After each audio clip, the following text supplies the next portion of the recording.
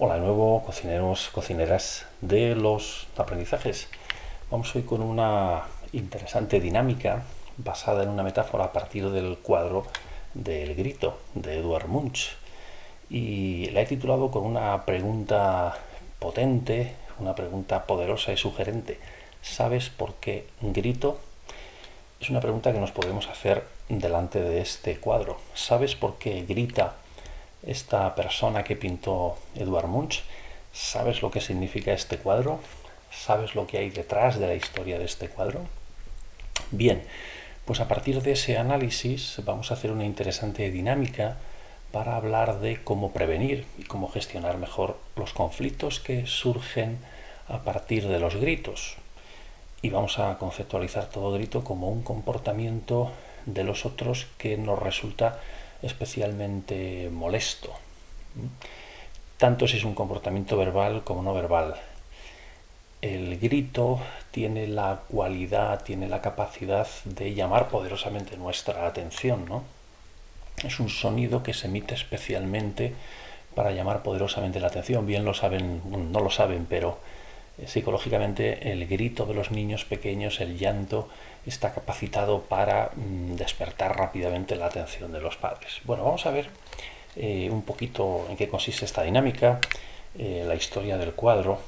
Edvard Munch, que nació en 1863, murió en 1944, se inspiró para pintar esta obra una tarde en que paseaba junto con dos amigos por un mirador de la colina de Ekeberg, desde donde se podía apreciar el paisaje de Oslo, y escribió Munch en su diario en 1891 lo siguiente, relativo a este cuadro. Iba por la calle con dos amigos cuando el sol se puso. De repente, el cielo se tornó rojo sangre y percibí un estremecimiento de tristeza, un dolor desgarrador en el pecho. Lenguas de fuego como sangre, se reflejan ahí en el cuadro, cubrían el fiordo negro y azulado y la ciudad. Mis amigos, estos dos que se ven aquí pintados en el cuadro, siguieron andando y yo me quedé allí, temblando de miedo, y oí que un grito interminable atravesaba la naturaleza. Este es el motivo que dice en su diario Edvard Munch por el que escribió el grito. En el cuadro pues vemos que prevalecen esos colores cálidos de fondo, en el cielo en pleno atardecer predominan los tonos naranjas como si fueran lenguas de fuego, etcétera, etcétera, ¿no? Las formas se retuercen, los colores están dispuestos por una luz tenebrosa. Se busca expresar un sentimiento de angustia y desesperación con el cuadro, más vivamente reflejada en esta figura del primer plano, la intensidad y ese gesto de espanto que tiene esa persona. Bien, en esta pintura se ha descrito y reconocido esa angustia existencial del hombre moderno en la transición del siglo XIX, ese siglo de grandes avances tecnológicos, de plena revolución industrial, al siglo XX. Ese sentimiento de soledad y desaliento, esa desesperación. Incluso en la Wikipedia podemos encontrar que se describe el cuadro del grito de Munch como un icono de nuestro tiempo, que además, si buscáis un poquito de información, pues se ha hecho mucho merchandising, encuentras camisetas, gorras, tazas con el grito de Edvard Munch, y es un cuadro que además parte de su conocimiento es porque tiene varias versiones y alguna de ellas se ha robado, luego se ha encontrado, otra se ha subastado por un alto precio. Bueno, más allá de esto, lo que nos interesa a nosotros es que un grito es todo comportamiento verbal o no verbal que nos incomoda, que nos molesta. Y a partir de ahí, todo grito tiene dos componentes, tiene una forma y tiene un fondo.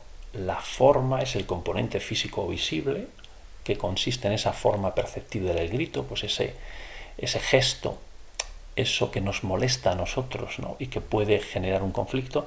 Y luego tiene un fondo, que es lo que vamos a tratar de analizar en la dinámica para responder mejor al grito, que es ese componente psicológico que consiste en los motivos y necesidades que tiene una persona para gritar. Nosotros observamos un comportamiento y como tal lo etiquetamos, pero muchas veces nos equivocamos porque etiquetamos a la persona, la psicoanalizamos, la juzgamos precipitadamente, generalizamos, etcétera, etcétera. Se trata con la dinámica de ir a ese fondo del grito y saber responder mejor a las necesidades o motivos que puede tener una persona para gritar o para comportarse de ese modo que nos ha molestado. Aquí dentro de la dinámica que tenéis en este dossier, disponible como otras dinámicas mías en PDF con todos los ejercicios, bueno, pues os va a invitar a que hagáis una reflexión sobre esta distinción que hacía Maslow en Motivación y Personalidad, en su libro donde habla de la famosa pirámide, que tanto me gusta este libro, que considero un básico. Este libro es de los que hay que leer, hay que leérselo, porque es un libro muy enriquecedor y muy potente. Bueno, pues hace una distinción entre necesidades inconscientes, necesidades conscientes y comportamientos. Lo que nosotros vemos es un comportamiento. Detrás de ese comportamiento pues hay unos deseos y detrás de esos deseos hay unas necesidades inconscientes, que es lo que en el fondo nos mueve y orienta nuestras decisiones. Son esas necesidades fisiológicas de seguridad, de afecto, de autoestima, de realización, y es un ejercicio que vamos a hacer a partir de la identificación de esos comportamientos que nos molestan en nuestro entorno, descubrir qué motivos y qué necesidades puede tener el otro para comportarse de esa manera. Bueno, no me voy a extender mucho porque lo tenéis todo explicado en la documentación de la dinámica, ¿vale? Pero hay aquí análisis sobre, bueno, pues hay personas que gritan o que utilizan el grito para llamar la atención, pero porque no saben hacerlo de otro modo, unas veces por incompetencia social, porque no saben comunicar sus necesidades de otro modo, otras veces por refuerzo del grito. Muchas personas han descubierto que han conseguido lo que quieren gritando y gritando más fuerte. Y entonces, como eso se les ha reforzado, se les ha autorreforzado, pues es lo que consideran ellos que debe ser la forma de resolver sus necesidades. Y otras personas, por desafío, adoptan una actitud desafiante y entonces es a ver quién grita más fuerte de los dos, ¿no? Y es un mecanismo de defensa también. Bueno, los gritos pueden provocar respuestas diferentes y aquí lo que vamos a tratar es de tener una respuesta ante los gritos del otro que no sea más que lo mismo, no entrar en su juego de gritar más fuerte, etcétera, etcétera, etcétera, ¿no? ¿Vale? Bien. El grito se puede vivir como fracaso, como amenaza, como anormalidad y como oportunidad. Un grito puede ser una oportunidad, los gritos, las quejas de los demás, porque son algo normal en la interacción humana y pueden ser una oportunidad para mejorar las cosas, para mejorar las relaciones, para afianzar nuestras relaciones humanas. Esto es lo que vamos a trabajar de fondo en la dinámica. Se trata, por tanto, de construir entre todos un listado o un mapa de gritos, respondiendo a la siguiente pregunta, y paso a comentaros brevemente en qué consiste la dinámica. Tiene la dinámica como 4 o 5 pasos, ¿vale? Tiene 4 pasos y un intermedio que es la información sobre el cuadro del grito. Fundamental, cuando facilitemos esta dinámica no vamos a enseñar el cuadro del grito y no vamos a hablar del grito hasta el momento en el que hay que hacerlo, ¿vale? Primer ejercicio, que lo tenéis aquí. Participantes distribuidos en equipo. Haced una lista de todos los comportamientos que más os molestan de los demás en vuestro entorno de trabajo o espacio de relación con otras personas. Escribir un comportamiento en cada fila, ¿vale? Una vez que lo han hecho, ejercicio 2. Tenéis aquí, de vuestra lista anterior, ahora tenéis que diferenciar lo que son comportamientos objetivos, ¿vale? Que los podemos ver, verbales y no verbales, y otro tipo de formulaciones más abstractas y subjetivas que hayáis escrito, como rasgos de personalidad y actitudes. Por ejemplo, histérica, prepotente, sobrado. Todo esto son etiquetas, no son comportamientos directamente observables. O sea, un primer ejercicio es caer en la cuenta de qué son comportamientos objetivos directamente observables y qué son etiquetas y apreciaciones subjetivas que hacemos, porque ahí empieza el conflicto, cuando nos equivocamos y cuando tendemos a asociar al otro algunas cualidades que no tienen que ver con sus necesidades más profundas, ¿no?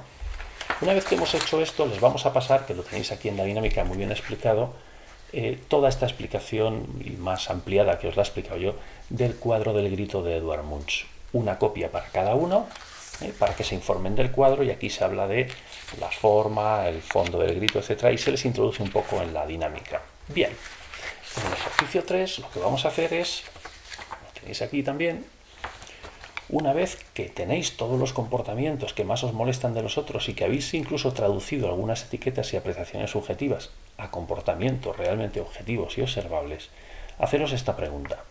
¿Qué motivos tienen esas personas para gritar?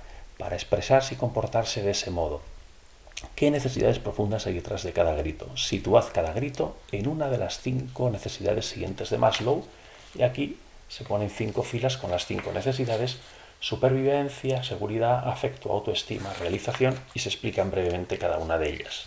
Bien, si lo consideras necesario, oportuno, cuando estés facilitando la dinámica, puedes explicarles con un PowerPoint la pirámide de necesidades humanas de Maslow y todo lo que significa, y esto pues les ayudará mejor a hacer este ejercicio. Y el ejercicio 4 final consistiría en lo siguiente. Ahora que habéis analizado y comprendido que una buena parte de los comportamientos molestos de los otros, entendidos como gritos, tienen su origen en necesidades humanas profundas, analizad algunos de ellos, entre 5 y 7, ¿vale? Los que más os molestan de todos, escribiendo la respuesta habitual que damos a los mismos sin tener en cuenta los motivos del otro para gritar, y cread nuevas respuestas más inteligentes para evitar posibles conflictos, respuestas más acordes con las necesidades que laten bajo dichos comportamientos molestos. Pues aquí tenéis la tabla, este ejercicio para el grupo como los demás. Estos se les van dando en fotocopias, uno a cada equipo progresivamente. Una columna, gritos más molestos de los analizados, otra columna, respuesta habitual que damos a los mismos, y otra columna, nuevas respuestas más humanas y ajustadas. Bien, tras estos 4 pasos, pues habremos puesto a los participantes en la perspectiva de saber identificar y saber leer mejor esos gritos de su entorno, con su familia, con su pareja, con sus alumnos, con sus clientes, con sus compañeros de trabajo, etcétera, etcétera, de cómo identificar y cómo dar y cómo conocer mejor lo que puede haber debajo de esos gritos para dar otro tipo de respuesta y evitar que esos gritos pues al final nos hagan entrar en una situación de incomunicación y de conflicto. Una dinámica muy interesante, con un cuadro que llama mucho la atención. Si lo consideras oportuno, pues te lo puedes imprimir como he hecho yo, me lo he impreso en A3, y en el momento en el que hablamos del grito podemos sacar el cuadro, o además de esta hoja que damos a los participantes con la explicación del cuadro, lo podemos proyectar con un PowerPoint. Bien, es una dinámica que da para mucho. Y al final, como en todas las dinámicas que tengo en PDF, pues una evaluación y conclusiones finales, preguntas para debatir qué gritos han sido los más recurrentes, los que más se han identificado en todos los grupos, si nos ha sido fácil trasladar esas interpretaciones subjetivas y psicológicas de los otros a comportamientos objetivos, por qué tendemos a etiquetar y psicoanalizar siempre al otro, a juzgarle. ¿Qué ocurre cuando nos preguntamos acerca de las razones que tiene el otro para gritar o comportarse de ese modo? ¿Cambia nuestra percepción y evaluación de esa persona? Claro que cambia, y mucho.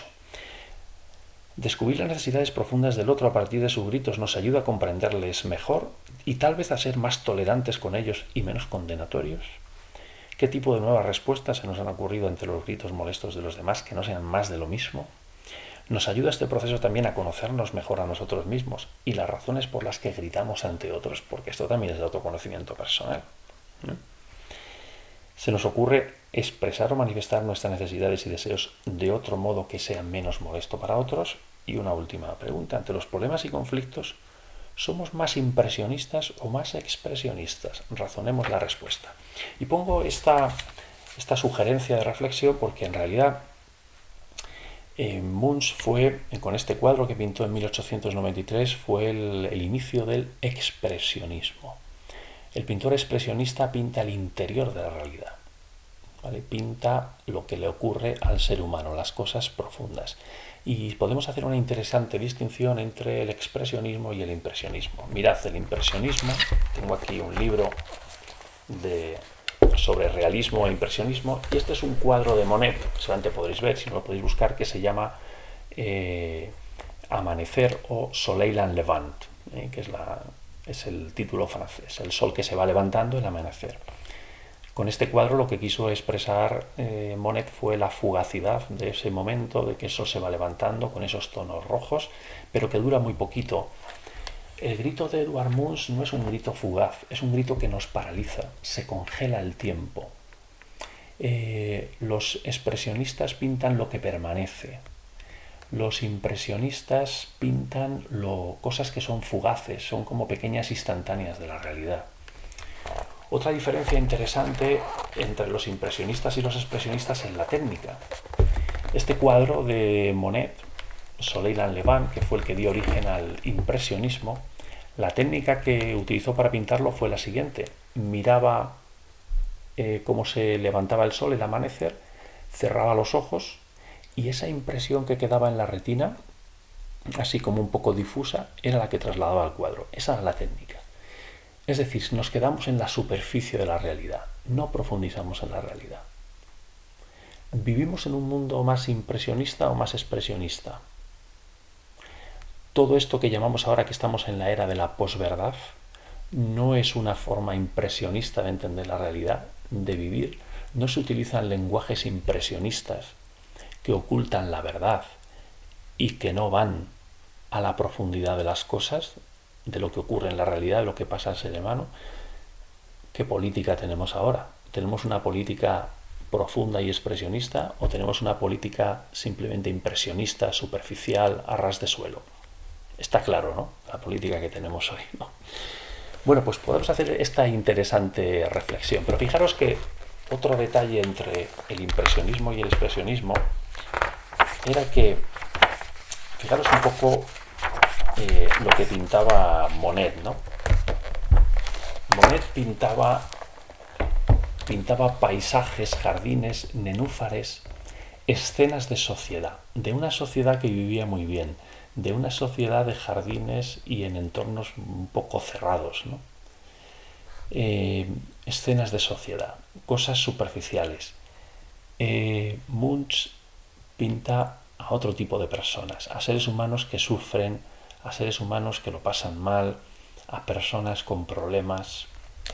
Bueno, pues queridos cocineros y cocineras, qué interesante metáfora tenemos con el grito de Edvard Munch y esta diferencia que podemos hacer entre el impresionismo y el expresionismo social, ¿no? Bueno, yo creo que tenemos una dinámica potente para cocinar grandes aprendizajes y pues con ese objetivo humanista de mejorar nuestras relaciones humanas, percibirnos mejor, no etiquetarnos tanto y poder gestionar, prevenir y resolver mejor nuestros conflictos. Hasta la próxima.